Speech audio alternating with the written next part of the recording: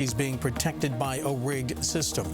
The U.S. commitment to the Paris Climate Change Accord could be affected by the presidential election. Donald Trump has said he would cancel the deal if he wins, while Clinton supports the accord. 100 nations have pledged to honor the agreement. Iraqi Kurdish fighters exchanged heavy fire with militants Monday as they entered a town near Mosul held by Islamic State. Meantime, coalition troops advancing south discovered a mass grave containing about 100 decapitated bodies. In New York, I'm Mark Crumpton. Bloomberg Technology is next.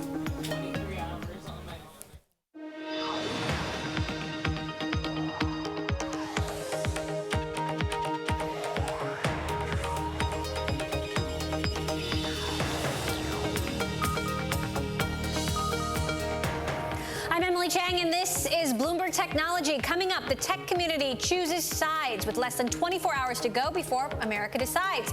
We'll tell you who's voting who and analyze the impact of a bitter U.S. election on Silicon Valley.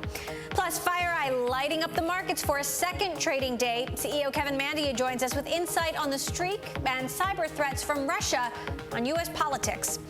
And Steve Ballmer drops the mic. My exclusive interview with America's richest sports team owner on everything from how he drifted from Bill Gates to Microsoft's missed $55 billion shot at Salesforce. First to our lead. Priceline shares popping in after-hours trading after third-quarter earnings beat estimates. This despite the company announcing an almost $1 billion write-down of restaurant booking service OpenTable, 1/3 of what it paid for the company 2 years ago. We'll dig into this and what to expect from the top tech stories of the week, including the biggest story of the year, at least here in the United States, and that is the presidential election. Joining us now from New York, Paul Sweeney of Bloomberg Intelligence here with me in the studio, Bloomberg Tech startup reporter Eric Newcomer, and our editor-at-large, Corey Johnson. So we're going to start with Priceline, announcing this big write-down of OpenTable. What do you make of this? Well, Priceline's clearly been a train wreck for them. I mean, they spent, nearly $2 billion on this acquisition, and having to write off so much of it just shows that this has been a money pit for them. They explained the write-off just a little bit in the press release. They actually, laudably, and all companies should do this and don't, but these guys actually put their 10Q out the same day they put out their press release and their earnings. There's no reason every company couldn't do this. But they put out their 10Q, and it has a little more detail. What they fundamentally say is that their post-acquisition strategy was, quote, premised on significant and rapid investment in international expansion. That strategy resulted in limited progress. In other words, they sunk a lot of money into this thing. They thought it would keep growing, and it didn't, and that was the problem. They have positive things to say about OpenTable. We were just listening into Jeff Boyd, the CEO, on the call. Take a listen to what he had to say. OpenTable's investments in future growth include completion of its international technology platform, which will allow it to sell more effectively into the global traveler market and to work on important product enhancements aimed at driving diner growth. We remain enthusiastic about the long-term prospects for OpenTable. And Brad and Angelina remain enthusiastic about their relationship. I mean, that's just ridiculous. I mean, they've made a decision. Look, this is why the stock is up so much after hours. They reported strong results, but they also said, we're not going to sink so much money into this thing. We're going to take a more measured approach to OpenTable growth. I mean, this is the fundamental problem with OpenTable. I use OpenTable like crazy. I think I alone might be keeping them in business. I use it a lot, too. I made 5 reservations yesterday for a trip to New York next week. But if you go to, where are you from? Macon, Georgia. If you go to Macon, Georgia, do you need OpenTable to make reservations on all the hot restaurants? No, I think you know the list of If you go to Des Moines, if you go to Minneapolis, if you go to Hawaii, if you go to, you don't need OpenTable. Exactly, but you might in Honolulu, right, to the best places, and that's the point. Is that in certain places you need OpenTable badly, in other places you don't. And so the international expansion is by definition, and once you get to second-tier and third-tier cities, it's not as necessary, won't grow as well. So this is a company that has become the leader in the online travel market by market cap, but by acquisitions. That's how they've become so big. How well prepared are they to deal with, a whole host of upstarts, whether it's Airbnb or Hotel Tonight or all of these companies that are trying to disrupt the incumbent. I mean, what I would say is Airbnb and hotels and IHG are trying to disrupt Priceline. Priceline's there. And what Priceline has done, yes, they've done some acquisitions, but their biggest acquisitions were Hotels.com and looking at businesses in Europe in particular and really putting together a network. The biggest difference in the hotel business, the U.S. has networks of hotels, right? You've got your Starwood hotels, you've got your Marriott hotels, you've got your, at the higher ends, you've got Ritz-Carltons and things. They have chains, they've got point systems that link travelers together. You didn't have that in Europe. And so Priceline has gone through Europe, linked these hotels together, put them online for the very first time, and had that real first mover advantage by creating this network. They hoped to do the same with OpenTable, but didn't have the same success. All right, moving on to Alibaba. Want to bring in Paul Sweeney here. Of course, Singles Day is coming up now in just a couple of weeks, the biggest shopping day of the year in China, the biggest day by far for Alibaba. And Paul, you've got some new numbers showing that sales will be even bigger than perhaps expected given the weak yuan. Tell us what you got. Yeah, the weak yuan is maybe arguably going to spur transactions within China as opposed to the Chinese buying abroad. So, yeah, I think when you take a look at the Singles Day's numbers, no matter which numbers you look at, the gross merchandise value they reported last year of about $14 billion, just a huge number in and of itself. Expectations are that number is going to grow dramatically this year. So, I think most investors, really look at the growth rates, the trend in the GMV for this company over time. And what we've seen, what investors have seen, has been a very strong organic growth rate within China, which is really the business that's funding all of Jack Ma's other investments around the globe. That said, Alibaba has been facing some transparency issues around Singles Day in particular. How much is this really, a lot of shopping happening in one day, and how much of this is expert marketing on the part of Alibaba? Well, you're right. Singles Day has become an incredible promotional event for Alibaba itself. I think this year they have Katy Perry going to appear during their television broadcast, which will have a huge audience in and of itself and be a great promotional vehicle for Alibaba specifically and for just online shopping in general. But you're right. There has been some accounting issues at the company, particularly as it relates to Singles Day. When they report that gross merchandise value, there's a lot of fuzziness into that number. It is not an audited number. The concerns are that it includes sales that have not been paid for, will never be paid for, and maybe it includes some actually fake sales reported by some of the merchants on the platform. So again, it's an unaudited number, and I think most investors kind of aren't too concerned about the accounting issues. Again, most investors look at the gross merchandise value that the company reports, including the Singles Day numbers, more for the directional tone that they sent. Is the growth rate still exceptional, or is it decelerating? Those are the types of things that investors focus on as opposed to the absolute number. All right, well, we'll be closely following all the numbers. Singles Day happening actually just in a matter of days later this week. I do want to talk about the U.S. election. 24 hours to go. That's tomorrow? 36 hours to go, and then hopefully it will all be over. Hopefully. All over. Hopefully. Look, Silicon Valley has spoken and, overwhelmingly favors Hillary Clinton. Pretty, I remember pretty Eric, liberal place. Outside of Peter Thiel and a few outliers, Eric, you wrote a story, back in the day about how difficult it was to find a single Trump supporter. But before Peter Thiel had come out as sort of the sole Trump supporter in Silicon Valley, I'd gone around to some of the companies. There are a lot of political consultants here who have set up, and even some of the ones from the McCain campaign and elsewhere, aren't coming out for Trump. I went to the local Republican campaign committees to see if they had any tech people who were publicly supporting Trump, and I just literally could not find one. And now Thiel has come out very publicly and been sort of the tech, Trump he's supporter. Placing a big bet. But he's sort of standing alone here. They're hard to find. So here's my question: if Trump gets elected, Silicon Valley has spent a lot of time over the last 8 years building bridges with Washington. We hear about it from both sides. You've got the president coming out here, the Secretary of Defense. What happens if Trump is elected? Is Silicon Valley divorced from the White House for 4+ years?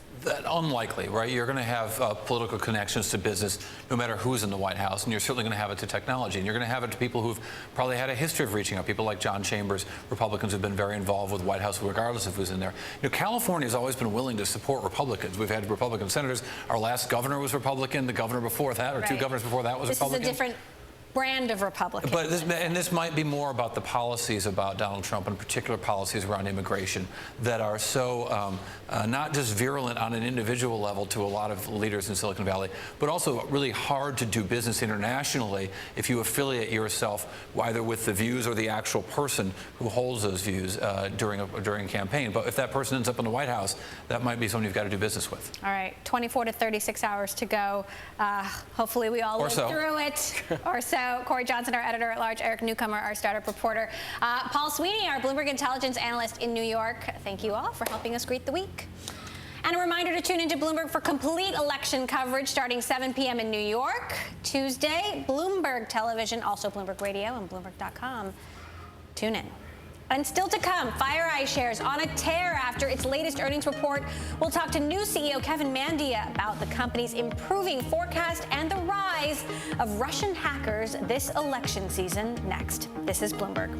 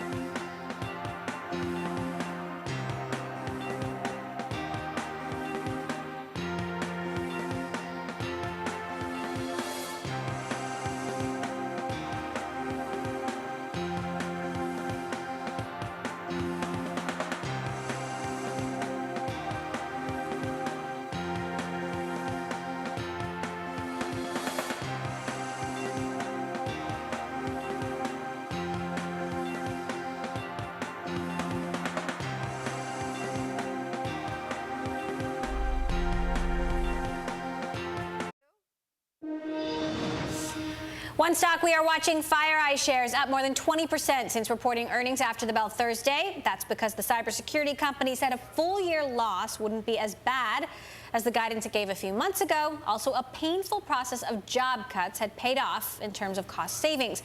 Joining us now for more on the report and with cybersecurity top of mind before the U.S. election, FireEye CEO Kevin Mandia. Kevin, great to have you here. Yeah, no, this is our first time speaking since you became CEO, and obviously FireEye is a company that made its name investigating high-profile cyber attacks, but it struggled more with the shift to the cloud. What do you see, your strategy relying on more? Will it be products or services? Well, I think you have to do both. I think services are strategically important. One of the things we do is we own that moment when there's a security breach, so we get to see firsthand how attackers evade technologies, how they circumvent safeguards, and then we have the ability to adapt to that. So it's a very strategic thing. We want to own that moment. You know, everybody says the threat has abated. Quite frankly, we still are responding to some pretty big threats. They're just coming from a different part of the world these days. So is your focus small and medium-sized companies, large companies? I think it's more security-conscious companies. At the end of the day, it is more 1A enterprise, but we're seeing anyone in certain industries who want, good enough security isn't good enough. What do you mean by 1A enterprise? 1A enterprise is big companies, security-conscious companies, Global 1000, and but in industries where you can't afford a breach, where your reputation's on the line or your information, Maybe there's standards legislation or regulations you're compelled to follow, and you have to maintain stalwart security mechanisms. Are you looking to add any sort of missing functionality in your security portfolio to better compete with whether it's Palo Alto Networks or Fortinet, perhaps through acquisitions? Well, I think that, it's interesting you mentioned the firewall companies. I mean, every company has a firewall, but every time we respond to a breach, there's a firewall there. There's antivirus there. And it's obvious that the safeguards that people have to have don't prevent every breach from happening. And that's something that's hard for people to understand when they think, wow, I have a security posture that's 95% effective. The problem is 95% on the internet may not be that great. It just scales so much. So we're the company that we believe that if you respond to every breach that matters, and we have threat intelligence in 30 countries, we can bring all that to bear all the time. So anytime safeguards are evaded, we can adapt, have a learning system, and update our customers' security to the threats of today. So if there is any area of, FireEye's portfolio that you would like to beef up, what would that be? Well, first off, we like to beef up all of it. I think we're doing the relevant things, and you're always innovating to what's next. Sooner or later, there's going to be more mobile than desktops. Already is, by the way, more mobile. But we're not seeing as much threats there. We go where the attacks are, quite frankly, and that's just it. We're global. We're worldwide. We see a lot of attacks in South Korea. We see it in EMEA. We see a hot zone even in the United States. So wherever the attackers are going, we're going to be there with products. Where are the attacks going? Right now, it depends on what you do. I think if you make cupcakes, you might be, if you're an organization, that's all you do, you might not be targeted, but you might get compromised. Actually, you're in media, Bloomberg. I look at media, a lot of times, it used to be anyway, that the Chinese cyber espionage used to target media. They wanted to know who's going to publish what. But I think that they've come up with rules of engagement. They've abated or kind of lowered their threat presence. Right now, we're dealing a lot more with Russia. We're looking at what we call APT Group 28. It's a Russian state actor most likely, and they're just acting at a broader scale than we've ever seen before. I know FireEye was involved in identifying the connection between the DNC hack and Russia. Right. Do you foresee greater involvement in Russia, perhaps over the next 24 hours in the actual U.S. election, and even beyond that in U.S. politics? Well, I can tell you, it's amazing. 22 years of responding to breaches. I feel like a geopolitical expert somehow, even though I'm just a nerd responding to breaches. But you started recognizing about maybe 20 years into my career, all of a sudden, all the breaches have a geopolitical connection. If you can have no risks or repercussions to hacking the United States, you do it. And right now, I don't know what levers we pull with Russia. So I do expect that they're going to be, I can tell you this, Russian state actors are acting at a volume I haven't seen in my career. They're more brash than I've ever seen. It used to be if we responded to what we thought was the Russian government hacking somebody, they would go away. The minute we responded to the breach, they'd kind of evaporate. They'd dissipate. They'd disappear. Now we're responding. They know we know we're there, and they just keep hacking every single day. How likely is an attack on the election system on Election Day, and what kind of attack do you imagine that would be? Well, any attack can happen anytime. Here's what I think in regards to the election system. I believe it's really hard to alter the election results. You can probably discredit the results. You can do all kinds of defaming, and that's just the internet's way. You never know who's really publishing things. It's one thing to be able to have the capability to do it. It's another thing to exercise that capability. And I think with all the experts watching the internet tomorrow, watching the results, your risk profile will change. Even if you could hack the election system somewhere, are you going to opt to do it or not is going to be the question, because I don't think you'll get away with it. What about a DDoS attack? DDoS attacks, they can happen every time. That's just like dialing 911. So you're saying, if a Russia or a hacktivist or whoever decides to take down an election server by flooding it with traffic, that can't be stopped if it happens tomorrow. Welcome to, I still remember back in 2000, 2001, a Canadian kid shut down some of the major websites on the internet just doing a DDoS attack. It's not going to go away. It's the new normal. We have to be ready for it. So how likely is it something like that could happen? 58%. No, I really don't know. On any given day, I've never been able to read the minds of attackers. I've been in this career a long time, but I still can't read their minds, don't know. Tomorrow could be very quiet just because everybody's looking, everybody's watching. DDoS are easy attacks to carry out because you can't trace where they really come from. It's kind of hard to get the source of those. A targeted attack to alter information, that's one that I think we'd be able to pierce anonymity on, and I don't think that's very likely tomorrow. All right, well, you can read your own mind, and Bloomberg has reported that FireEye has gotten multiple takeover offers and hired banks to field offers, including one from Symantec. How open would you be to a buyout if the offer is good enough? Well, I can tell you this. It's my job to make sure the company executes on our plan. That's what we try to do. So we stay focused, heads down on what we want to do. If somebody's interested in us, that's for our board to do their fiduciary duty. All right, Kevin Mandia, CEO of FireEye, thank you so much for stopping by. We'll be watching over the next 24, 36 hours to see what happens. Okay, Great to have you. Coming up, Sprint gives SoftBank an earnings boost as the Japanese telecommunications company reports better than expected second quarter profit. We'll break down the numbers with our team in Tokyo next. This is Bloomberg.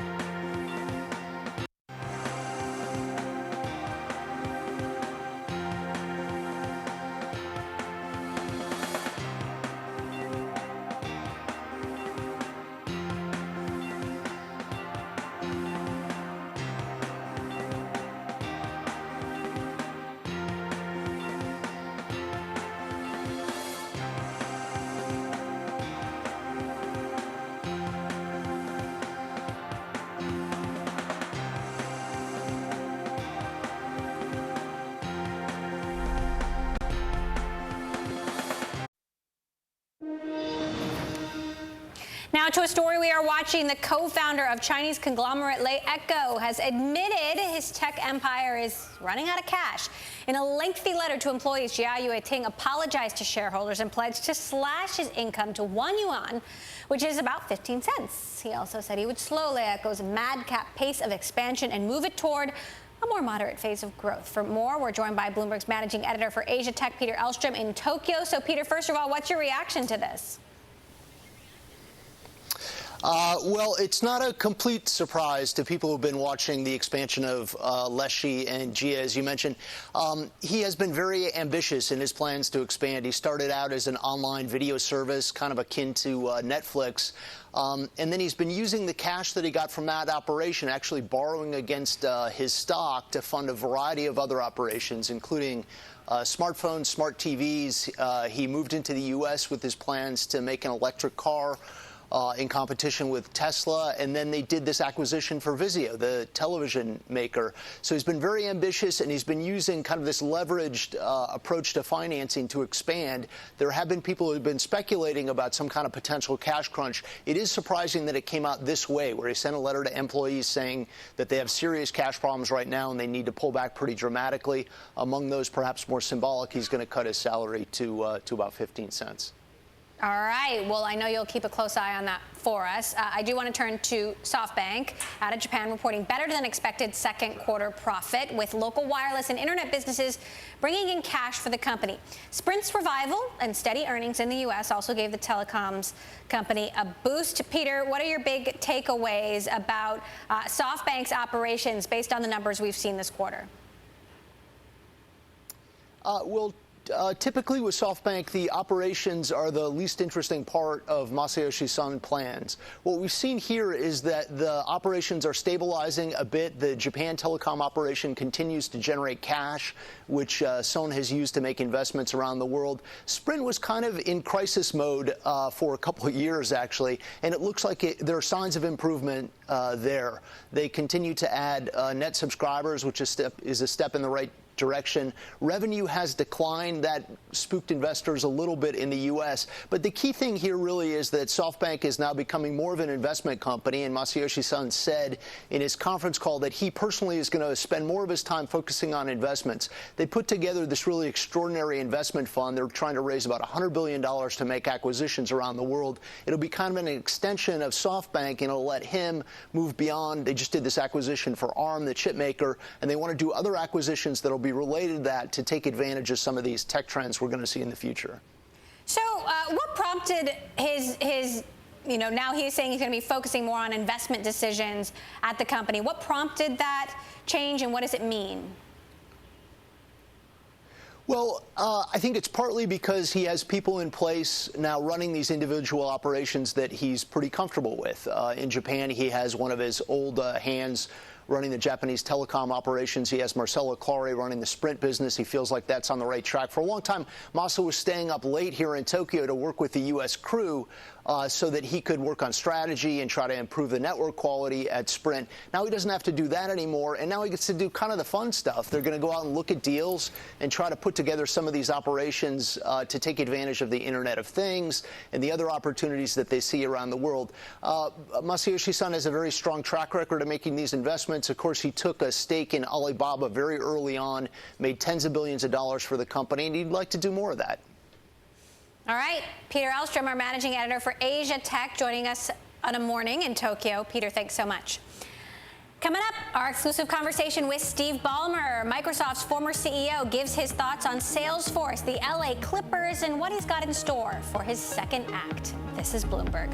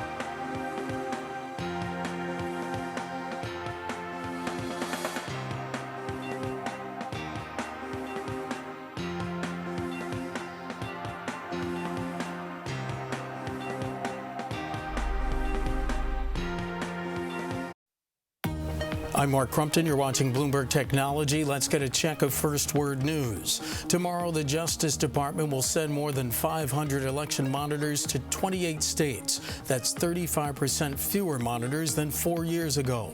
Federal poll watching has been curtailed because of a 2013 Supreme Court ruling that gutted a key provision of the Voting Rights Act. EU Commission President Jean-Claude Juncker says refugees can't pick and choose which destinations they prefer to be housed. Juncker says they have a responsibility to go where there is available space. He called a refusal by refugees from Greece and Italy to board planes not flying to Germany, quote, outrageous. Opposition parties in the UK are pressing Brexit chief David Davis to provide more details of the exit plan. Davis was questioned by members of Parliament. We are now preparing our submission to the Supreme Court in the usual way. As I've said, it would not be proper to go into those in great detail here today. But the core of our argument will remain that we believe that it's proper and lawful for the government to trigger Article 50 by the use of prerogative powers. Davis told lawmakers the point of no return was passed on June 23rd. That's when UK voters decided to leave the EU. Global news 24 hours a day, powered by more than 2,600 journalists and analysts in over 120 countries. I'm Mark Crumpton. This is Bloomberg. It's just after 6:30 p.m. Monday here in New York, 10:30 Tuesday morning in Sydney. My colleague Paul Allen has a look at the markets. Paul, good morning.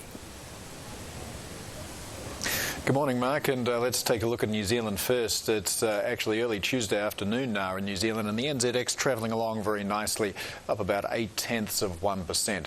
We've been open here in Australia as well for about 30 minutes now. The ASX is also up about 0.4%, and it'd probably be even better if it wasn't for Commonwealth Bank. Commonwealth Bank makes up about 9% of the ASX by weight, but shares are off about 0.5% right now. That's after the bank announced an unaudited first quarter cash profit of $1.8 billion. The bank, as with other banks here in Australia, struggling with lower net interest margins. Nikkei futures, meanwhile, looking kind of flat. It's worth watching SoftBank today. A second quarter profit for SoftBank doubling to $5.1 billion. Nissan's second quarter profit, however, slipped 16%. So there's a couple of stocks to watch at the open, and Toyota and Kubota will also be out with earnings later on today. Out of China, of course, it is the October trade balance. We're expecting that to improve to $51.7 billion on stronger imports. I'm Paul Allen in Sydney. More from Bloomberg Technology next.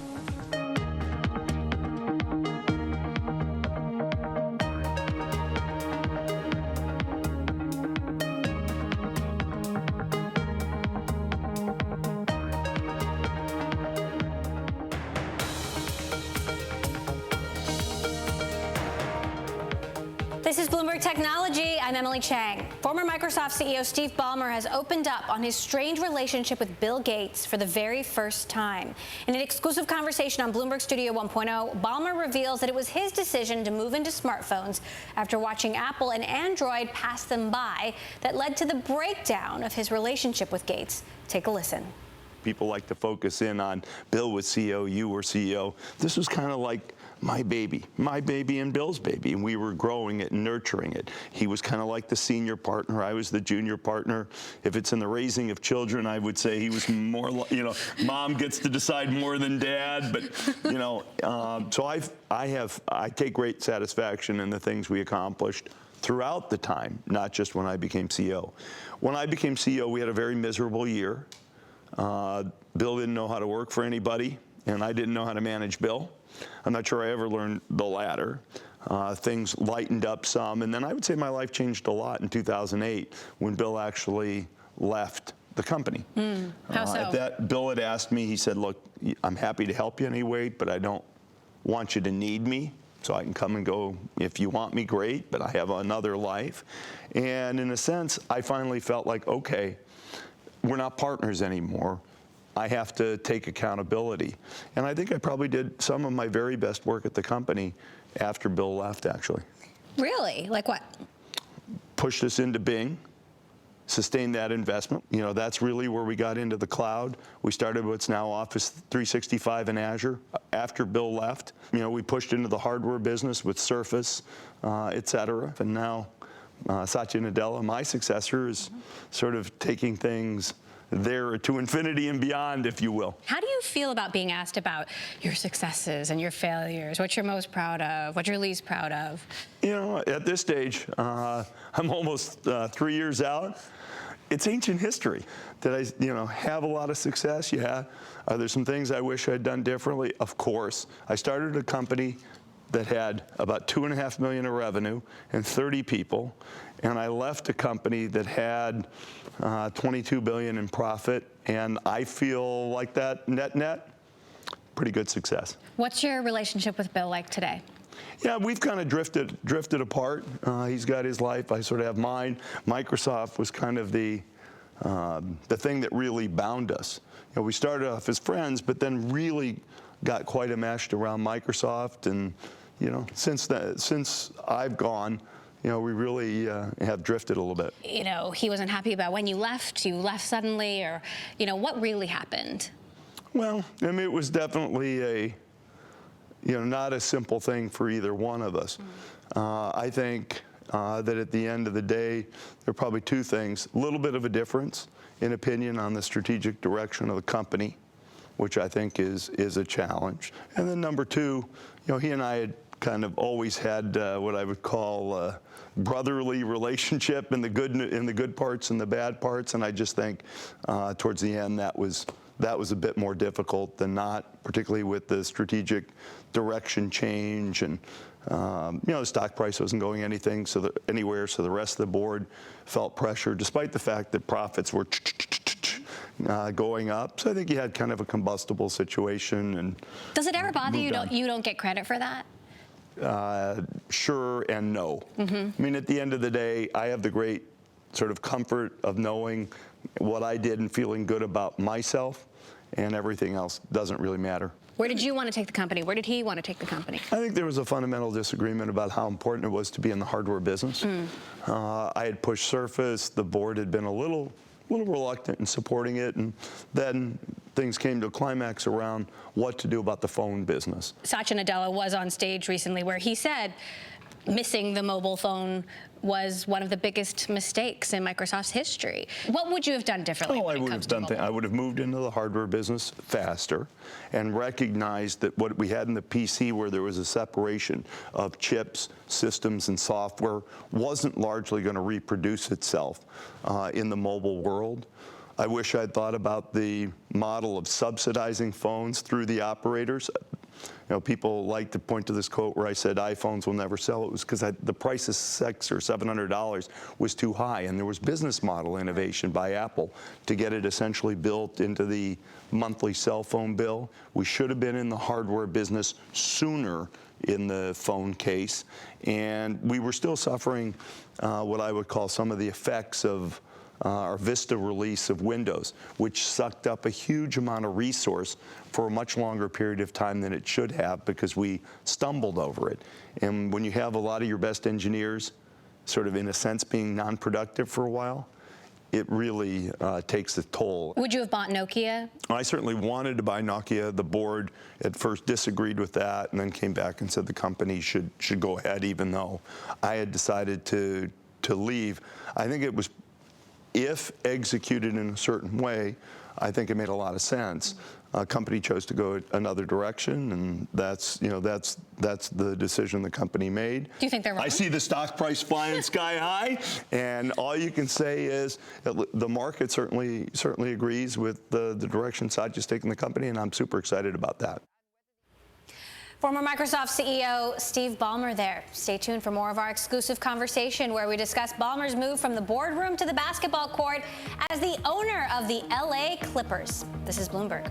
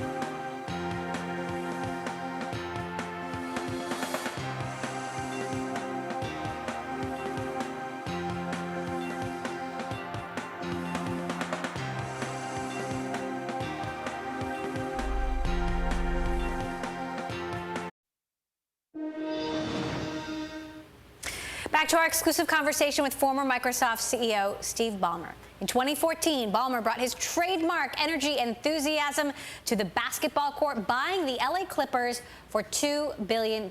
In part 2 of our interview, I asked him about the purchase and what life is like as the new owner of a sports team. I love the game. I love seeing us go out there and win. But there's aspects to the job as well. How do I, sort of properly interact with our coach, with our basketball staff, with our players? What's my role? We have big decisions in front of us. An arena. Where do we go in terms of changing the way sports is consumed using digital techniques, not just OTT, but virtual reality and live statistics, in addition to, hey, it's the season, let's go win some ball games. So, what are your hopes for a new season? And not to talk smack, but how can you beat the Warriors this year? I don't know. I watched the Spurs beat the Warriors by 25 points in their opening game. It's kind of like what we say. Anybody can beat anybody on any given night. That said, the Cavs and the Warriors are still favored to get to the finals for the 3rd year in a row. Sure. Does the league have a competitiveness problem, and do they need to fix it? I think our league is actually pretty competitive over time. But in any given year, there are players who are difference makers. I think it is tougher to win it all if you don't have at least one and probably 2 of those difference makers. How is the search for the new arena going? We're searching. That's one of the things we'll take a look at before we're all done. First question is, what's out there for available land? What would it look like to build the building? We have some good confidence that we'll find land, that we can build a building at a good price. I am very interested in the building of an arena. But before all said and done, I'm sure we'll talk to the Staples guy. The other thing I can tell you is I don't think it ever makes sense to enter a renegotiation with a landlord unless you have an option. Right. So we will have an option, and it could be a very exciting one. Let's talk about your class that you're teaching now, because you are drilling down on government. Yeah, when I retired in early 14, my wife and I she's been working for 10 plus years on issues of child welfare and what does it take to help support children who grow up in tougher circumstances. I retired, and she says, okay, now, you're my partner. And I said, come on, the government takes care of that. All we have to do is pay our taxes correctly. And she said, no, we can do better than that. I've put 10 years in. And so we locked on 2 things. Number one, we locked in on a focus on kids who were born in communities where their probability of living the American dream, having that sense of upside, is very limited. But why the government project? Because my wife challenged me. I said, okay, I got to figure out really what government does. How much money does it take in? What does it put out? How is it working? And eventually came to the idea what we needed to do was to create something like a 10K or an investor presentation, if you will. We're hoping to publish early 2017. What are the most troubling things you've found so far about the numbers? Government is actually making good progress and good improvements in many ways. I was surprised how good I felt. Not perfect, but much better about government and the taxes. And I came away with 2 big things. Number one, what I call the savings programs, not the transfers or the entitlements, the savings programs, Social Security and Medicare. We have to put aside enough revenue and enough expense to match. Those things have lost money every year since 1980. Second thing we have to do consequently then, that'll help us get the debt under control. But the third thing, which really jives with what my wife said, is there are communities of people, let's say you're born in the bottom 20%. If life was perfect, there'd be a 20% chance you stay in the bottom 20%. The truth is there are communities of people where that number's over 50%. Though that's just not okay. Every kid should at least have the opportunity.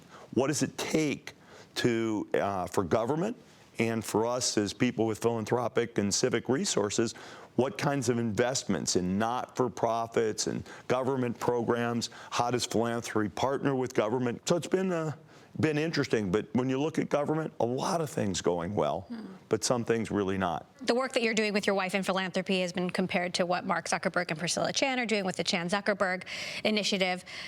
Talk to me a little bit about where you're going, where you're leaning, who you're looking to help. There's some great not-for-profits doing great work. We are trying to find the best of those who operate nationally and support them. That's number one. Number two, we are very bullish on what they call place-based strategies, where you bring a community together and you challenge everybody, the schools, everybody. Number three, we're going to focus in on certain cities. The ones we have connection to are Seattle, because we live there, LA, because we own a basketball team there, and Detroit, because I grew up there. Coming up, why there's some truth behind the comparisons between Steve Ballmer and Apple CEO Tim Cook. More of my exclusive conversation with LA Clippers owner and former CEO of Microsoft, Steve Ballmer. This is Bloomberg.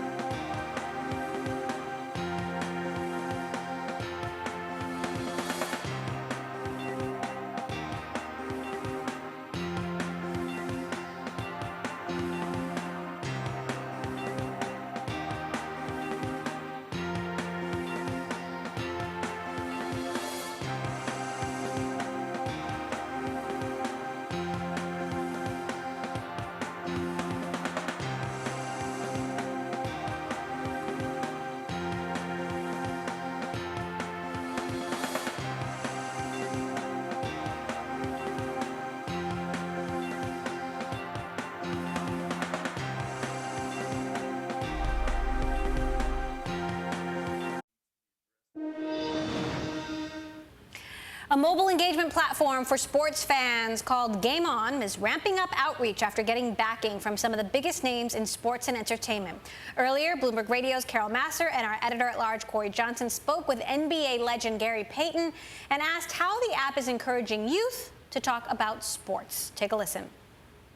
This is very important because you got to understand, these kids are looking at us. They're like idolizing us. So the more famous people on this app, this is the more they want to be on it because they want to associate with us. They want to talk to us back and forth. So if they see us watching a Monday Night Football game and we're going back and forth, that's amazing to them. They want to keep doing that. They were like, oh, Gary Payton is on here. Oh, Snoop Doggy Dogg is on here. Let's talk. And we keep saying things back and forth to them. They're getting more into this app, and then they want to be on it every night. And then they'd be like, well, we can go on there. Gary Payton's on there. Let's chit chat with him and let's trash talk with him. And that's what they want. Payton went on to say athletes are investing in apps like Game On because they want to share the VIP treatment with fans. And back to our long-form interview show, Studio 1.0, and this week's episode with Steve Ballmer, former Microsoft CEO. In part 3 of our exclusive conversation, I asked Ballmer about his views on Salesforce. His successor, Satya Nadella, famously has a very public friendship with Salesforce CEO Mark Benioff, but Ballmer said he could never get the math to work. Take a listen. It's too expensive. I mean, it's a fine company. You know, is it a great company? I don't know. It's a fine company. But in my opinion, relative to earnings potential, it is dramatically overpriced. That's just my opinion. Do you think they're headed for a disaster, or I don't know if the company's headed for a disaster? In my worldview, at some point in time, the market will ask companies to make profits commensurate with their market cap. Now, Amazon doesn't either. They have great potential. It's a great company, great company. When will the market demand that? Can't say. When will it demand it from Salesforce? Can't say. Is Amazon getting a pass from Wall Street? They are, because people, I think, believe powerfully enough in the future of earnings. But you can't tell me over the long run earnings and market cap are divorced. That sort of runs fundamental to my basic view in capitalism and the way it works. When you joined Microsoft, you didn't get a single share. Is that true? Well, that's complicated. I had a profit share. I never had a stock option. It's written on Wikipedia. I made money on stock options, never had any. At the day we incorporated, I had 8 3/4% of the company, and that's been the source of my ownership since then. And you still own a lot of the company today, something like 4%? I still own what I owned. That's not a thing that I disclose. And with the stock at 60, you just have to consider the possibilities, given how good a job Satya's done. Bill Gates and Paul Allen have sold a bunch of their shares, but you've held on to yours, and you actually own more than them. That's correct. Why have you held on? I believed in myself. I ran a company I believed in, and guess what? It's worth a bunch. It's worth a bunch. Now, the full recognition in the marketplace of the value of the profit stream we created wasn't necessarily recognized during my tenure, but it is now being recognized in Satya's tenure. I'd say, number one, I made a great investment by holding. And number two, I have a lot of loyalty. I mean, certainly when I'm working at the place, if I start selling, what does that mean? It means I don't believe in the future of the company. I sort of basically believe that people who are on boards or work for companies, at least in leadership positions, they should actually have to hold all their stock. At what point do you think you might sell? That'll be a decision I get to make. The longer I get out of the company, the more it's not mine anymore. The more I look at the value of the stock, the more we're doing philanthropically, which is a big deal. These things will change. We've calculated you're worth $26 billion. It's your calculation. How do you manage your money? How do you manage your investments once you get to that level of wealth? Well, I do it pretty simply. I own Microsoft, I own some Twitter, I own the Clippers, and I own a bunch of index funds. Comparisons have been made to you and Tim Cook. Tim obviously also taking over from an iconic founder, CEO. What do you make of those comparisons? I mean, if you write it down on a piece of paper, founder, product-oriented CEO replaced by non-founder, more business-oriented CEO, the comparison is perfect. If you say most of the revenue and profit of the company was generated under my watch, yes. Tim's watch, yes. So those things are true. I think people are trying to extrapolate that to, and during the tenure, the new product assets weren't built. Certainly in my own case, I'd say, hey, we got going in the cloud, we got started in hardware, and we really built our asset in machine learning and artificial intelligence. So we were building those assets. Apple's a lot more secretive. I can't tell you what assets Tim's building or not building. The jury's out. The jury's out on everything. But if the worst thing anybody ever says to me is I'm being compared to a guy who's done a great job at Apple, so be it. We're on to your second act. What do you want to write in chapter 2 of Steve Ballmer? I want to have fun and make a civic contribution.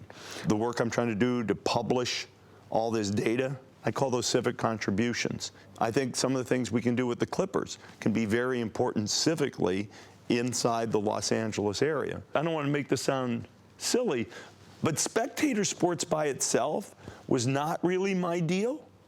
I love watching my kids play. And the Clippers is sort of more similar. I know the guys, I care. I see myself as a very energetic guy, but also a very thoughtful guy, a guy who's come from being kind of shy and nerdy to a guy who's not. But the grounding part throughout that is ability to think through hard problems and hopefully make a difference. Microsoft's former CEO Steve Ballmer on Bloomberg Studio 1.0. You can catch the full show online at Bloomberg.com. It's also available via podcast on iTunes and SoundCloud. And that does it for this edition of Bloomberg Technology. Remember, all episodes of Bloomberg Tech now live streaming on Twitter. Check us out at Bloomberg Tech TV weekdays at 6 p.m. in New York, 3 p.m. in San Francisco. And tomorrow, tune in for full coverage of the U.S. presidential election. Join us for all the analysis as the polls close across the country, starting at 7 p.m. New York time. This is Bloomberg.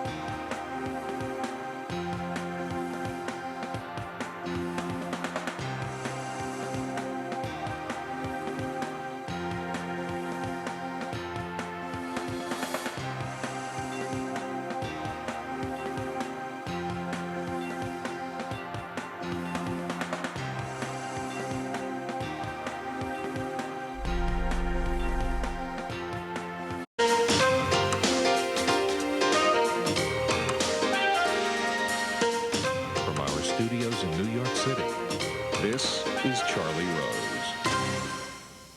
Syrian President Bashar al-Assad met with a group of Western journalists and analysts and think tank people in Damascus earlier this week. During the meeting, Assad insisted that his country's social fabric was better than before the civil war that began there more than 5 years ago. He also ruled out political changes until government forces had prevailed and declared that he planned to remain president at least until his term ends in 2021.